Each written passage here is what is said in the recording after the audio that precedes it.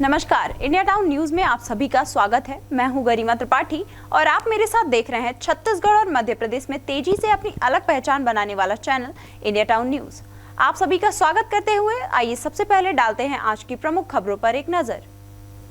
नमस्कार, India Town news में आप सभी का स्वागत है। मैं हूं आपके साथ प्रगति ठाकुर और आप मेरे साथ देख रहे हैं छत्तीसगढ़ और मध्य प्रदेश में तेजी से अपनी अलग पहचान बनाने वाला चैनल इंडिया टाउन न्यूज। आप सभी का स्वागत करते हुए आइए सबसे पहले डालते हैं आज की प्रमुख खबरों पर एक नजर। पूर्व मुख्यमंत्रियों के रिश्तेदार मैदान पर, भाजपा कांग्रेस दोनों पार्टियों ने बनाया उम्मीदवार। प्रदेश के 10 पूर्व सीएम के बेटे, भाई, बहू और पोते को भी मिला चुनावी समर में मौका।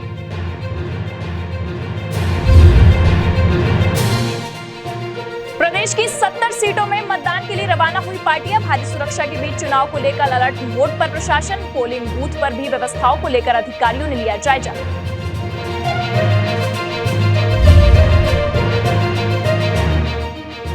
प्रदेश में पहली बार महिलाओं के हवाले मतदान। रायपुर की 2 सीटों के संचालन का जिम्मा संभाल रही महिला अधिकारी। पहली बार बनाए गए संगवारी बूथ।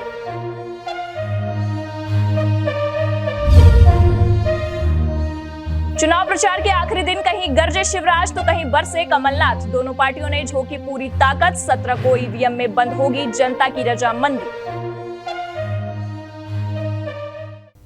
और अब खबरें विस्तार से। मध्य प्रदेश विधानसभा चुनाव में भाजपा और कांग्रेस के बीच सभी 230 सीटों पर मुकाबले लॉक हो गए हैं। इसमें प्रदेश के पूर्व मुख्यमंत्रियों के 10 रिश्तेदार भी मैदान में है। इसमें भाई, बेटे, पोता और बहू शामिल हैं। भाजपा की तरफ से ध्रुव नारायण सिंह, विक्रम सिंह, ओम प्रकाश सखलेचा, सुरेंद्र पटवा, राहुल लोधी, कृष्णा गौर है। वहीं कांग्रेस की तरफ से दीपक जोशी, अजय सिंह, राहुल लक्ष्मण सिंह और जयवर्धन सिंह की किस्मत दांव पर है। मध्य प्रदेश के पूर्व मुख्यमंत्री गोविंद सिंह के बेटे ध्रुव नारायण सिंह भोपाल मध्य सीट से प्रत्याशी हैं। वहीं उनके पोते और ध्रुव नारायण सिंह के भतीजे विक्रम सिंह सतना जिले की रामपुर बघेलान सीट से किस्मत आजमा रहे हैं। गोविंद सिंह प्रदेश के 6वें मुख्यमंत्री थे। वहीं प्रदेश के 11वें सीएम वीरेंद्र कुमार सखलेचा के बेटे और मंत्री ओम प्रकाश सखलेचा नीमच जिले की जावद सीट से चुनाव मैदान में हैं। भाजपा ने प्रदेश के 12वें सीएम सुंदरलाल पटवा के भतीजे सुरेंद्र पटवा को भी रायसेन जिले की भोजपुर सीट से प्रत्याशी बनाया है। प्रदेश की 22वीं सीएम उमा भारती के भतीजे राहुल लोधी को टिकमगढ़ की खरगापुर सीट से भाजपा ने प्रत्याशी बनाया है। इसके अलावा 23वें सीएम बाबूलाल गौर की बहू कृष्णा गौर गोविंदपुरा सीट से फिर चुनाव मैदान में है।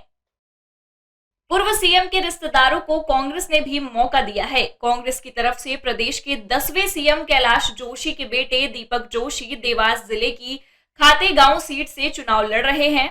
वह भाजपा छोड़कर कांग्रेस में शामिल हो गए। इसके अलावा 13वें सीएम अर्जुन सिंह के बेटे अजय सिंह राहुल सतना जिले की चुरहट सीट से चुनाव लड़ रहे हैं। 20वें सीएम दिग्विजय सिंह के भाई लक्ष्मण सिंह गुना जिले के चाचौड़ा से कांग्रेस के प्रत्याशी हैं। दिग्विजय सिंह के बेटे जयवर्धन सिंह राघवगढ़ सीट से प्रत्याशी हैं। भोपाल से इंडिया टाउन न्यूज के लिए फरहान खान की रिपोर्ट। छत्तीसगढ़ में दूसरे चरण का मतदान कल होना है, जिसके लिए रायपुर के बीटीआई ग्राउंड सेजबहार तिल्दा से पोलिंग पार्टियों को मतदान सामग्री वितरण कर मतदान केंद्रों के लिए बस से रवाना कर दिया गया। रायपुर शहर स्थित बीटीआई ग्राउंड सेजबहार और तिल्दा में मतदान सामग्री का वितरण किया गया। निर्वाचन आयोग द्वारा जारी निर्वाचन कार्यक्रम के अनुसार दूसरे चरण का मतदान 17 नवंबर शुक्रवार को होगा। मतदान के लिए सुबह 8 बजे से शाम 5 बजे तक का समय निर्धारित किया गया है। विधानसभा चुनाव को देखते हुए सभी तैयारियां लगभग पूरी कर ली गई हैं। रायपुर पुलिस भी पूरी तरह से तैयार है। इसके लिए कांस्टेबल और जवानों को विशेष प्रशिक्षण भी दिया गया है। इसमें मैं बताना चाहूँगा कि हम लोगों के पास इस वर्ष पर्याप्त संख्या में रिजर्व की मशीनें उपलब्ध है। अगर कोई भी मशीन खराब हो जाती है, क्योंकि हम लोगों ने बहुत बेहतर ढंग से एफएलसी और कमिश्निंग का कार्य किया है, जितनी मशीनें फर्स्ट लॉट में खराब निकली थी उनको सबको बाहर कर दिया है, तो खराब होने की संभावना बहुत कम है। फिर भी अगर खराब होती है तो उसके लिए पर्याप्त संख्या में मशीनें हमारे पास उपलब्ध है। रिजर्व में मशीनें उपलब्ध है, तो उन सभी मशीनों का उपयोग तत्काल किया जाएगा। जिले में लगभग 6000 सुरक्षा कर्मियों के ड्यूटी लगा है, जिसमें जिला के पुलिस बल है और इसके अलावा सेंट्रल फोर्सेस भी है। सभी जगह पे मतदान केंद्रों में इनका ड्यूटी लगा दिया गया है। इसमें जैसे आयोग का अभी डेफिनेशन बदल चुके हैं, तो हम लोगों ने एक आकलन किया है, लगभग 349 मतदान केंद्र है जहाँ पे हम लोगों ने अतिरिक्त बल दिया है। रायपुर से इंडिया टाउन न्यूज के लिए प्रेम निर्मलकर की रिपोर्ट। छत्तीसगढ़ राज्य बनने के बाद से अब तक विधानसभा चुनाव में ऐसा पहली बार देखने को मिल रहा कि इस बार विधानसभा चुनाव की पूरी जिम्मेदारी महिलाओं के हाथ में होगी। विधानसभा चुनाव 2023 के दूसरे चरण के मतदान 17 नवंबर को हैं, जिसे लेकर इस बार के चुनाव में रायपुर उत्तर और पश्चिम विधानसभा में चुनाव का संचालन चुनाव मुख्य ऑब्जर्वर से लेकर मतदान अधिकारी तक महिला कर्मचारी ही कमान संभालेंगी। इसके लिए उत्तर विधानसभा में 1040 महिला अधिकारी कार्य करेंगी, जिसे लेकर इंडिया टाउन न्यूज के रायपुर संवाददाता प्रेम निर्मलकर ने मोहदापारा में बने संगवारी बूथ दुर्गा महाविद्यालय पोलिंग बूथ 141 में तैयारियों का जायजा लिया। विधानसभा चुनाव 2023 के दूसरे चरण के मतदान 17 नवंबर को होने वाले हैं, जिसकी तैयारी को लेकर के हम मोहदापारा दुर्गा कॉलेज में पहुंचे हुए हैं और तैयारी जो 17 नवंबर को जो मतदान होनी है उसकी तैयारी पूरी हो चुकी है। यहाँ पे महत्वपूर्ण बात यह है कि जो छत्तीसगढ़ में पहली बार उत्तर विधानसभा में जो महिला को जो कर्मचारी हैं निर्वाचन के पूरा कमान संभालेंगे और जो यहाँ महिला कर्मचारी हैं कुल 10,040 महिला जो कर्मचारी जो पोलिंग बूथ से लेकर के ऑब्जर्वर अधिकारी तक यहाँ पे कमान संभालने वाली है। यहाँ पे ड्यूटी रहेंगी पूरा महिला कर्मचारी और यहाँ विशेष बूथ बनाया गया है। ये जो तमाम जो तैयारी कर चुकी है यहाँ सुरक्षा की दृष्टि से यहाँ पे विशेष कैमरा भी लगाया गया है और कैमरा के साथ साथ जो तमाम जो गतिविधियाँ होती हैं जो निर्वाचन अधिकारियों की निर्वाचन पदाधिकारियों की BLO की तैयारियों को लेकर के यहाँ पे पूरी तैयारी कर चुकी है। तो अब 17 नवंबर को मतदान होने वाले हैं, जिसको लेकर के बहुत ही महत्वपूर्ण यहाँ पे मतदान केंद्र बनाया गया है। और सबसे अच्छी बात यहाँ पे जो मतदान केंद्र बनाए गए हैं उसमें पोलिंग बूथ से लेकर के ऑब्जर्वर अधिकारी तक यहाँ पे महिला अधिकारी ड्यूटी में तैनात रहेंगे और विशेष महिलाओं को जागरूक करने के लिए यहाँ छत्तीसगढ़ में पहली बार ऐसा हो रहा है कि यहाँ पे महिला जो कर्मचारी काम करेंगे। तो तमाम जो गतिविधियों को लेकर के यहाँ पे निर्वाचन के पदाधिकारी यहाँ पे जितने लगातार मॉनिटरिंग कर रहे हैं यहाँ पे जायजा ले रहे हैं। मौके जायजा लेने के बाद तैयारी पूरी कर चुकी है। यहाँ पे विशेष पोलिंग बूथ भी बनाया गया है जिसमें महिला को ही विशेष प्राथमिकता दिया गया है। जो आने वाले विधानसभा चुनाव में विशेष इसकी ट्रेनिंग भी NIT कॉलेज में दिया जा रहा है। ट्रेनिंग देने के बाद प्रशिक्षण देने के बाद यहाँ पे कुल मतदान केंद्र में जो है 140 मतदान केंद्र है, वहाँ पर लेकर के यहाँ पे जो तमाम गतिविधियाँ हैं उसको लेकर के यहाँ पे बात करें तो सुबह 8 बजे से 5 बजे तक यहाँ पे मतदान केंद्र होना है। मतदान केंद्र होने के बाद जो तैयारी को लेकर के जो प्रबंधक और निर्वाचन अधिकारी के द्वारा जो यहाँ पे तैयारी कर चुकी है उसको लेकर के काफ़ी लोगों में मतदान को लेकर उत्साह भी है। तो अब देखने वाली बात होगी कि जनता जो है 17 नवंबर को मतदान के लिए कितना उत्साही होते हैं और कितना बढ़ चढ़ के इसमें हिस्सा लेते हैं।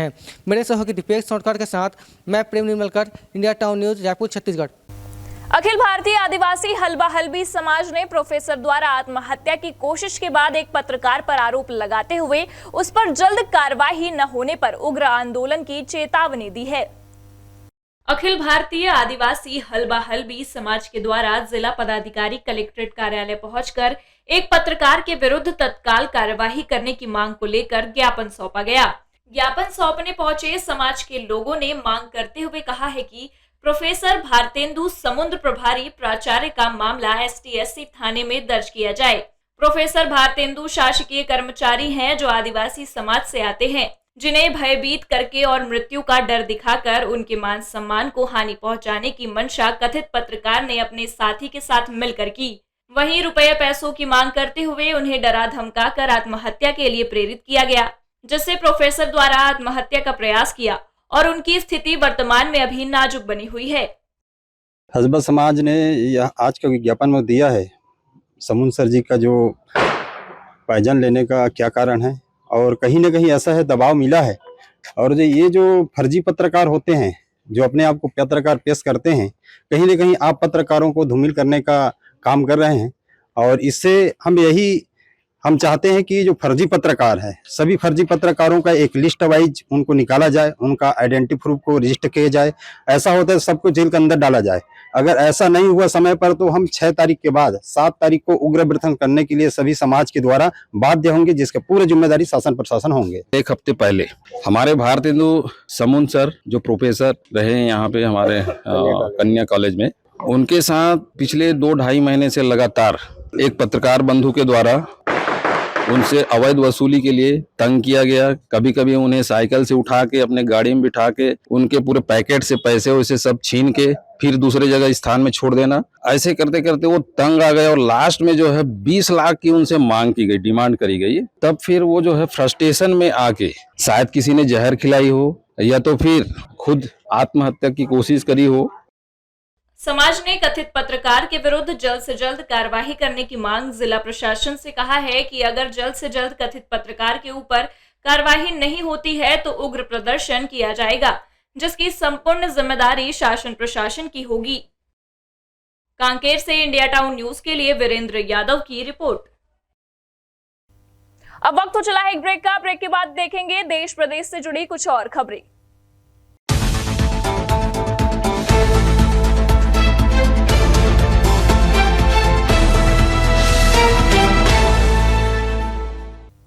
ब्रेक के बाद आपका स्वागत है। प्रदेश में 17 नवंबर को नई सरकार के लिए चुनाव होना है और जिसके लिए बुधवार शाम को प्रचार प्रसार पूरी तरह से थम गया।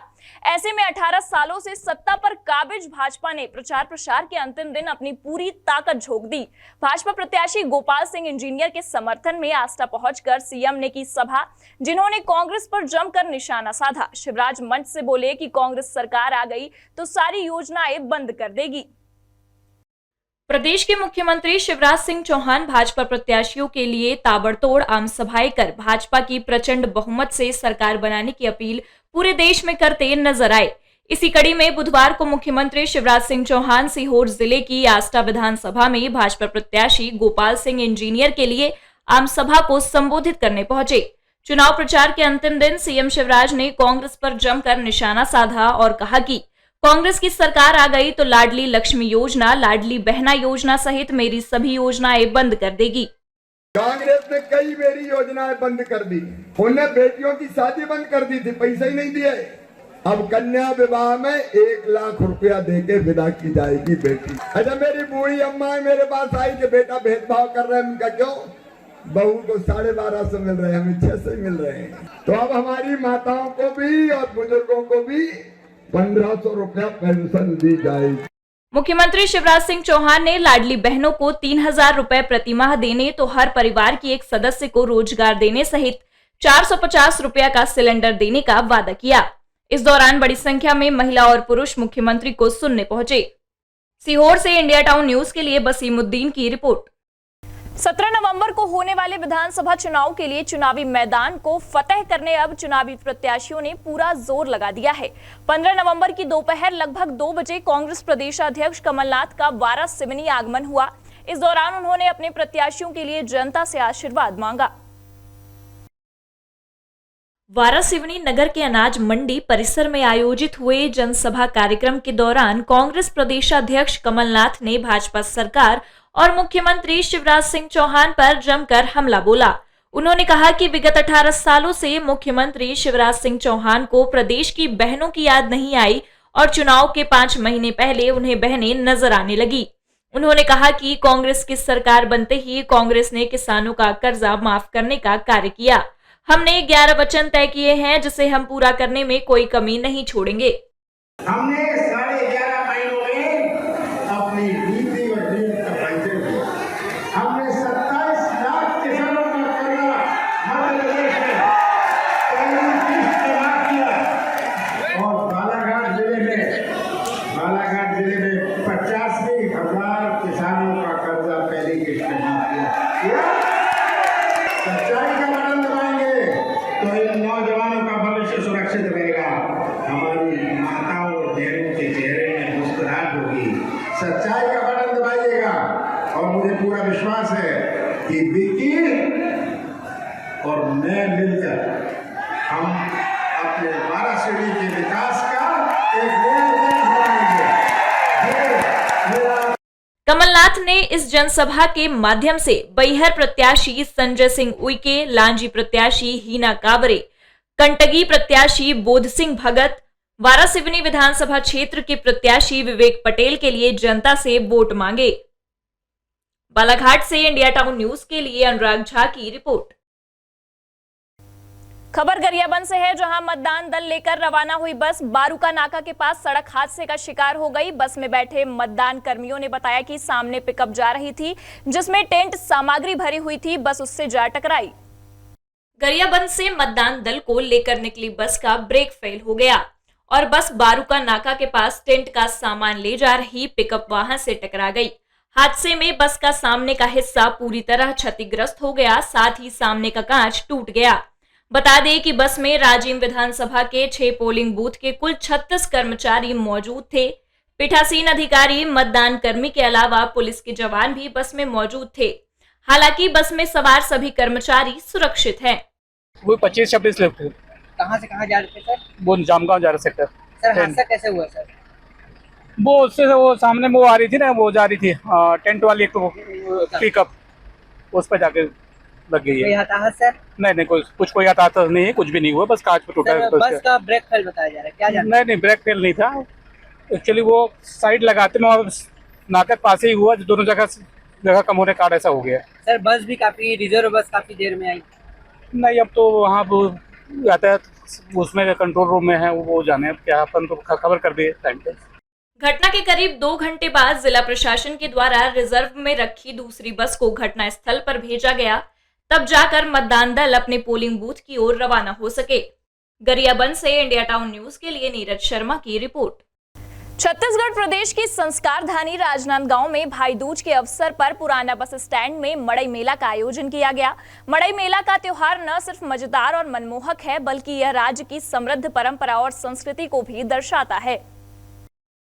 राजनांदगांव के भरकापारा में स्थित काली माई मंदिर समिति के द्वारा जब से मां काली की स्थापना हुई है, तब से हर साल मड़ाई मेला का आयोजन किया जाता है। मड़ाई मेला में दूर दराज से व्यापारी आकर दुकान लगाते हैं।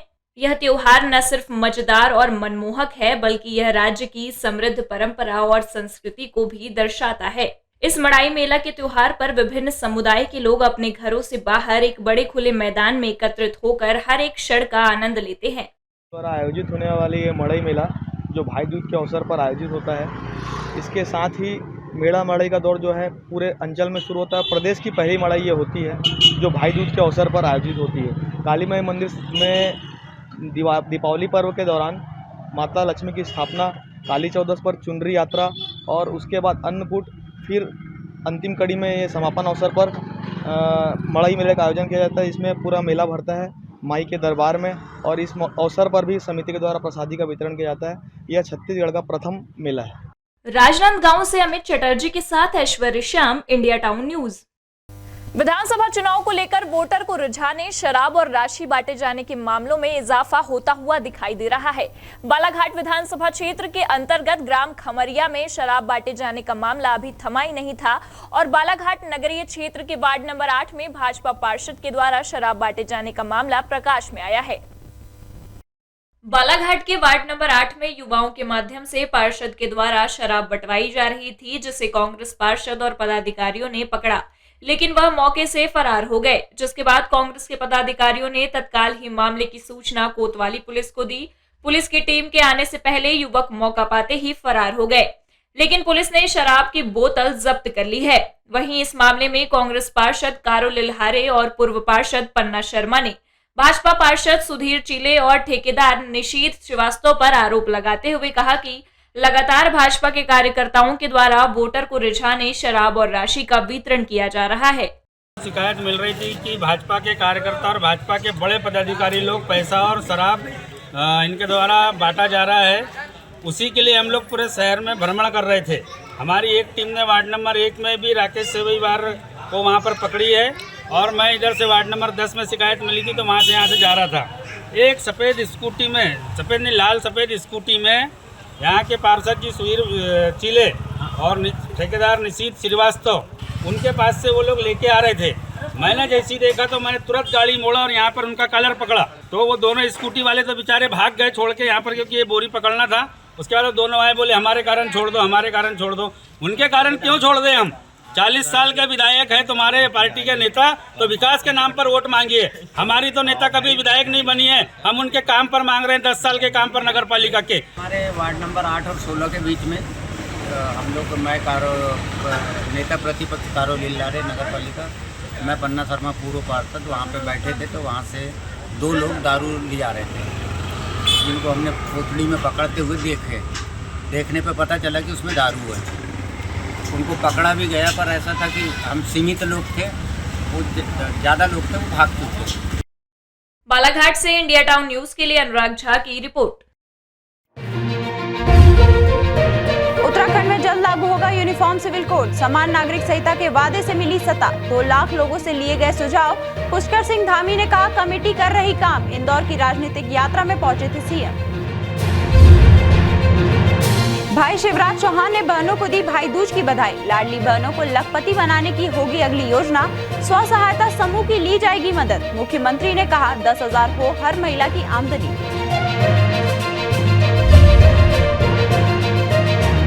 दूसरे चरण के मतदान के लिए चाक चौबंद प्रशासन। कड़ी सुरक्षा के बीच हो रही पार्टियां रवाना। दोनों राज्यों की 300 सीटों में कल जनता करेगी मताधिकार का प्रयोग। चुनाव की तैयारी हुई पूरी। चुनाव प्रचार के आखिरी दिन सभी पार्टियों ने झोंकी पूरी ताकत। दिग्विजय और सचिन पायलट ने की शिवपुरी में सभा। भाजपा पर दोनों ने साधा निशाना। जनता से अपील कांग्रेस की बनाए सरकार। और अब खबरें विस्तार से।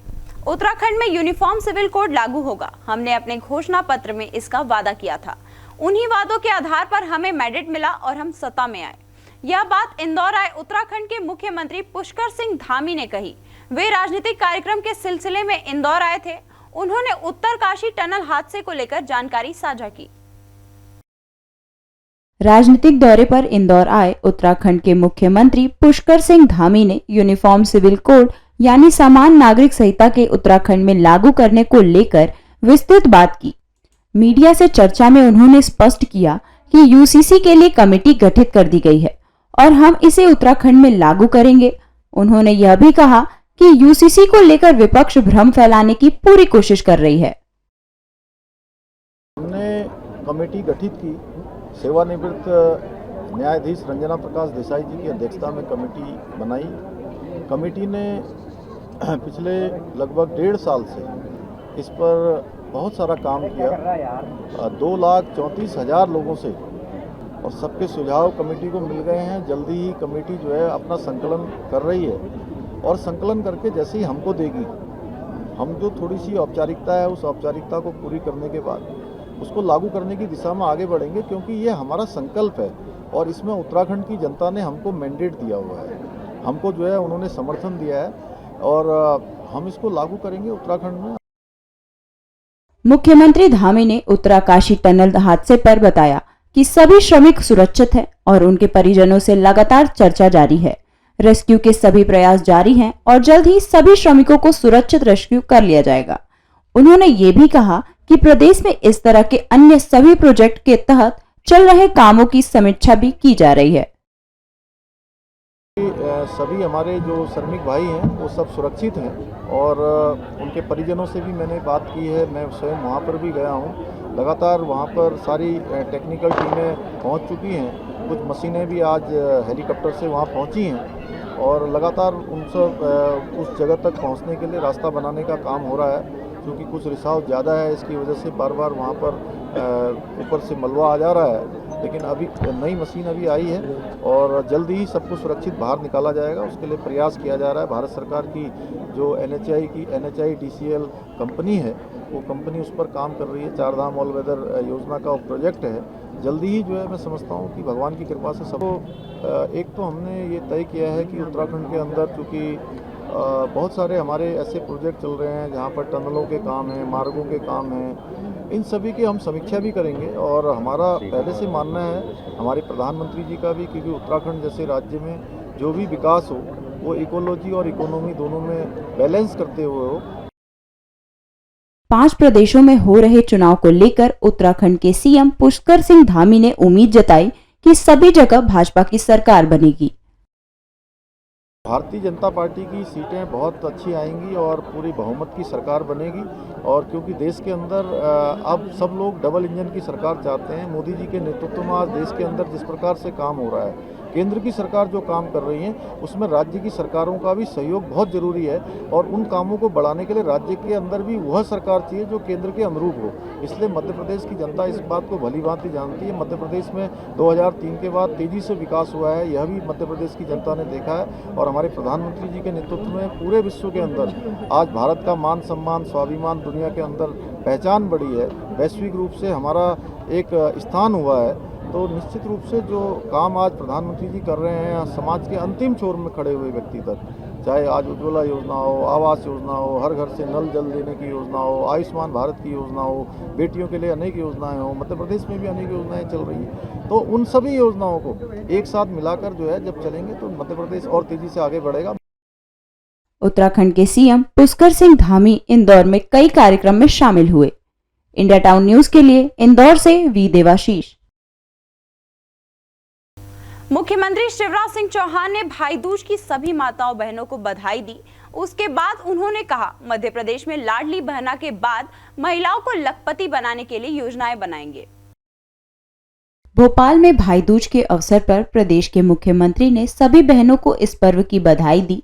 वहीं शिवराज सिंह चौहान ने कहा कि महिलाओं की आमदनी 10,000 रुपए महीना हो, इसके लिए स्व सहायता समूह के माध्यम से कार्य किया जाएगा।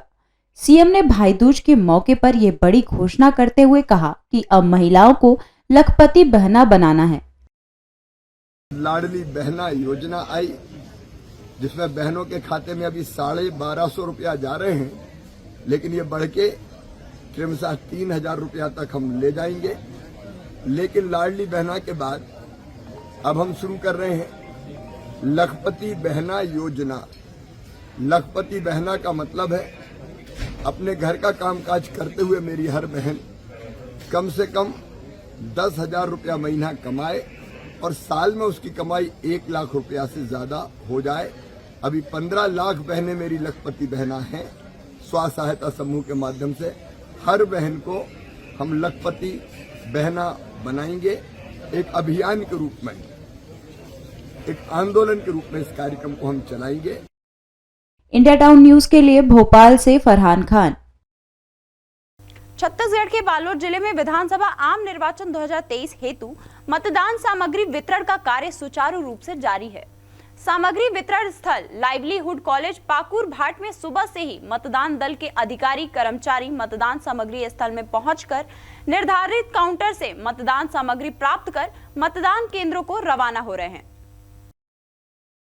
बालोद जिले की तीनों विधानसभा क्षेत्रों में मतदान दलों को सामग्री देकर रवाना किए जाने के दौरान कलेक्टर एवं जिला निर्वाचन अधिकारी कुलदीप शर्मा ने मौके पर पहुंचकर व्यवस्थाओं का अवलोकन किया। उन्होंने मतदान कर्मियों से बातचीत कर जानकारी भी ली। इस दौरान जिला पंचायत के मुख्य कार्यपालन अधिकारी डॉक्टर रेणुका श्रीवास्तव, उप जिला निर्वाचन अधिकारी चंद्रकांत कौशिक, अपर कलेक्टर शशांक पांडे एवं अन्य अधिकारी उपस्थित थे।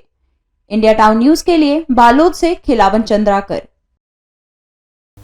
नरसिंहपुर में चुनाव को देखते की जा रही सघन चेकिंग के दौरान 2 मोटरसाइकिल से 50 लाख की नगद राशि बरामद की गई है। नरसिंहपुर के अंतर्गत NH 44 के ग्राम रोनसारा के समीप थाना स्टेशनगंज की टीम ने 2 बाइक से जांच करने के दौरान पहली बाइक में सवार से नगद 30 लाख रुपए जब्त किए, वहीं दूसरी बाइक से नगद 20 लाख रुपए जब्त किए गए हैं। इस तरह कुल नगद राशि 50 लाख रुपए बरामद किए गए हैं। सिंहपुर थाना के क्षेत्र अंतर्गत करीबन 50 लाख रुपए की जब्ती हुई है, तो उसमें पुलिस द्वारा कार्रवाई की जा रही है। थाना स्टेशनगंज टीम द्वारा इस मामले को नगद राशि के साथ FST 2 टीमों को पंचनामा तैयार कर सुपुर्द किया गया। इंडिया टाउन न्यूज के लिए नरसिंहपुर से दिनेश विश्वकर्मा। अब वक्त तो चला है एक ब्रेक का। ब्रेक के बाद देखेंगे देश प्रदेश से जुड़ी कुछ और भी खबरें।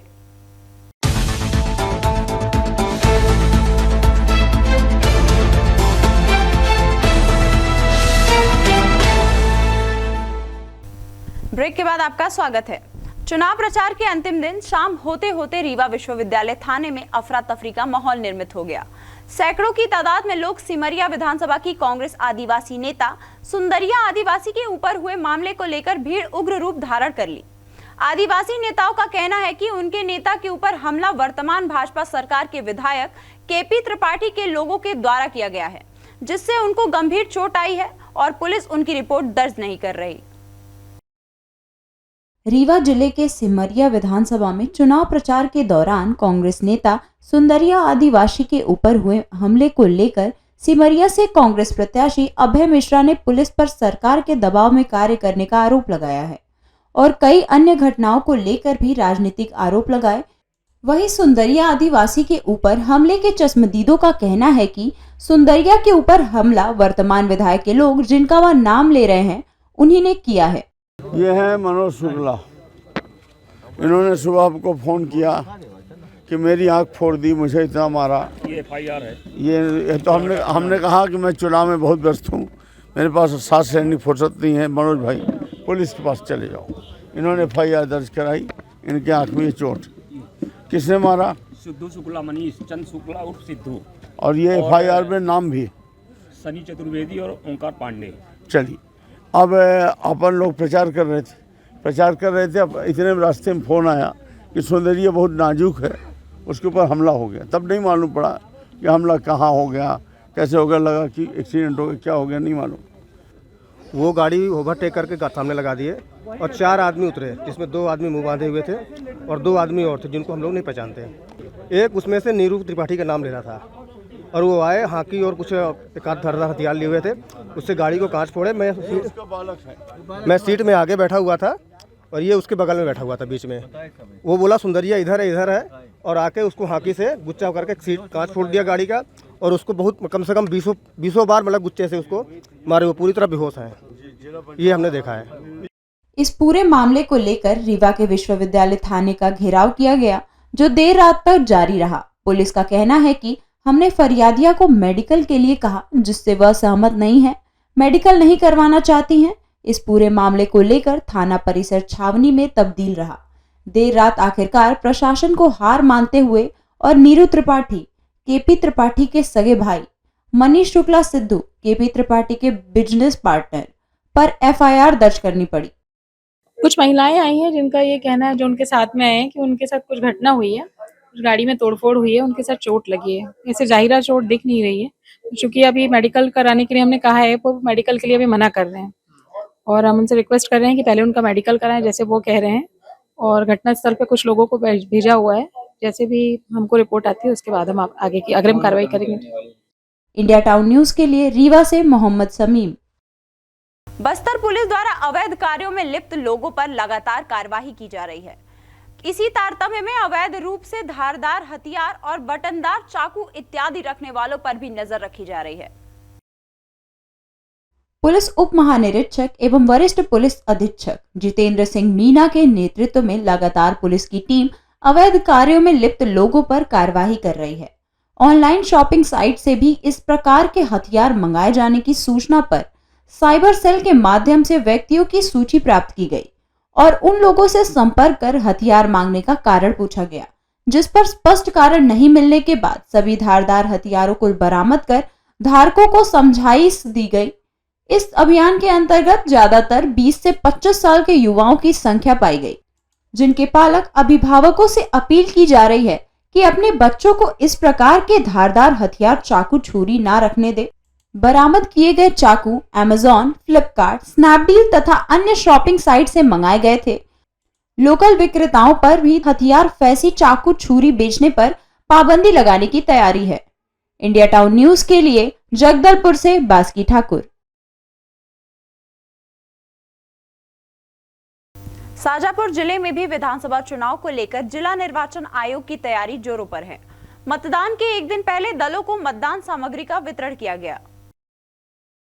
शाजापुर ITI स्टेडियम में मतदान दलों को EVM मशीन सहित अन्य सामग्री का वितरण किया गया। कलेक्टर एवं जिला निर्वाचन अधिकारी किशोर कन्याल ने बताया कि शाजापुर जिले की तीनों विधानसभा सीटों पर 835 मतदान केंद्र हैं, जिनमें 235 मतदान केंद्र क्रिटिकल श्रेणी में रखे गए हैं। पुलिस विभाग द्वारा निर्वाचन के अनुरूप संपूर्ण तैयारी की जा रही है। शाजापुर में 3 विधानसभा है। हमने तीनों विधानसभा के लिए 3 अलग विधानसभा के हिसाब से काउंटर्स बनाए थे। सवेरे सभी हमारे पोलिंग पर्सनल को हमने SMS के माध्यम से बताया था कि आपका किस विधानसभा के किस मतदान केंद्र पे आ चुकी है। इसी प्रकार से एसएमएस प्राप्त होने के बाद उनसे के सामने बैठ के हमारी टीम ने उनके आने तक जो सामग्री थी जो टीका उसको ने चेक किया कि गंभीर डिस्ट्रीब्यूट हो चुके थे और काफ़ी पार्टियां अभी की स्थिति में रवाना भी हो चुकी हैं। मतदान केंद्रों के लिए पर्याप्त मात्रा में पुलिस के जवानों और सुरक्षा बलों को लगाया गया है और अवैध रूप से कार्य करने वालों के विरुद्ध सख्ती से कार्रवाई के निर्देश जारी किए गए हैं। एक सेक्टर मोबाइल पे लगभग 8 से 10 मतदान केंद्र दिए गए हैं और हमने हर प्रकार की व्यवस्थाएं की गई हैं। इसके लिए हमारे पास जिला पुलिस बल भी है, साथ में 7 कंपनियां हमारी सेंट्रल पुलिस फोर्सेस की दी गई हैं और दीगर स्टेट से भी 750 का बल उनको प्राप्त हुआ है। इसमें हमने क्रिटिकल मतदान केंद्रों पे सीपीएफ भी लगाया है और आर्म गार्ड भी लगाए गए हैं। हर प्रकार की अपनी व्यवस्था सुरक्षा के लिए माकूल की गई है ताकि शांति से सुरक्षित और निर्भय होकर सब लोग मतदान कर सकें। इंडिया टाउन न्यूज के लिए शाजापुर से दिलीप सौराष्ट्रीय। एक बार फिर वक्त हो चला है एक ब्रेक का। ब्रेक के बाद देखेंगे देश प्रदेश से जुड़ी कुछ और भी खबरें।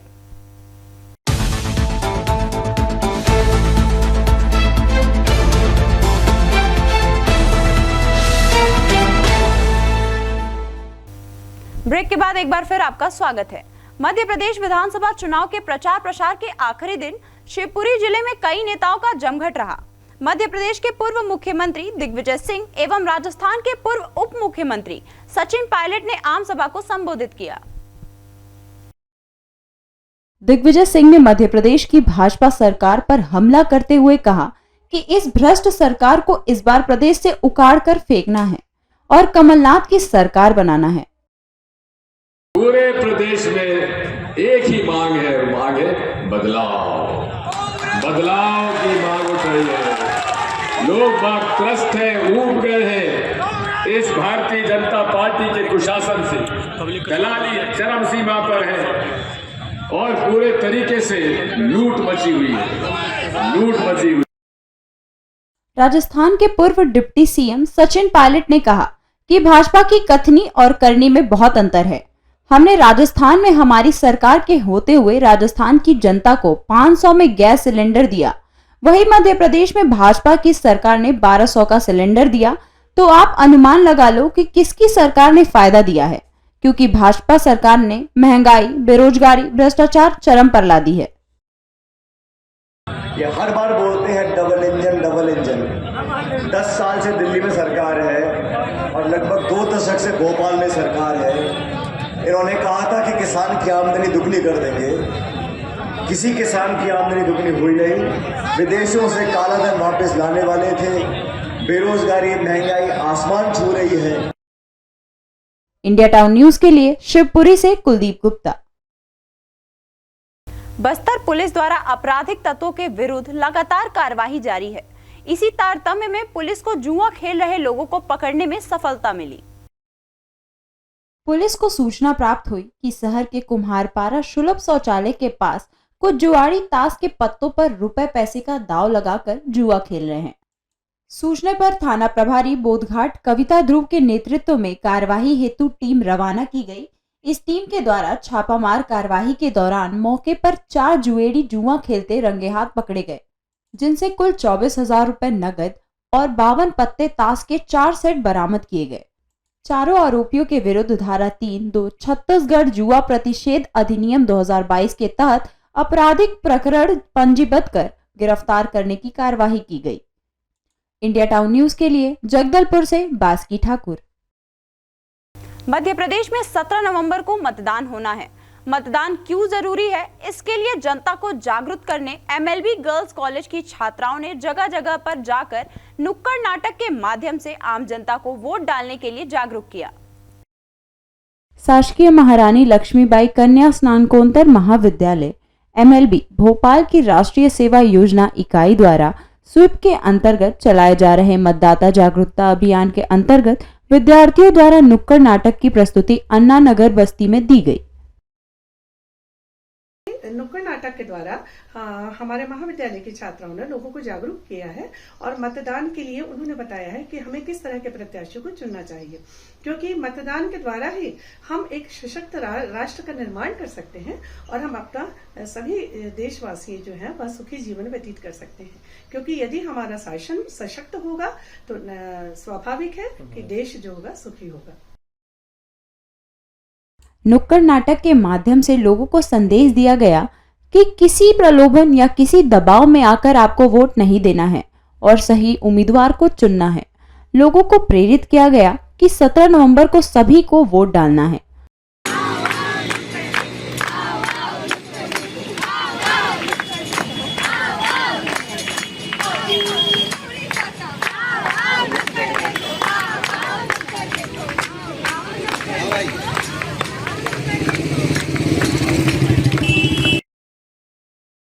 इंडिया टाउन न्यूज के लिए भोपाल से फरहान खान। विधानसभा चुनाव और त्योहार साथ साथ चल रहे हैं। चुनाव के मद्देनजर बसों का अधिग्रहण कर लिया गया है, जिसके चलते गंतव्य तक पहुंचने में यात्रियों को खासी परेशानियों का सामना करना पड़ रहा है। यात्रियों को अपने गंतव्य तक पहुंचने के लिए 5 गुना तक रुपए वसूला जा रहा है। वहीं ऑटो जैसे वाहनों में ओवरलोडिंग कर लोगों की जान से खिलवाड़ किया जा रहा है।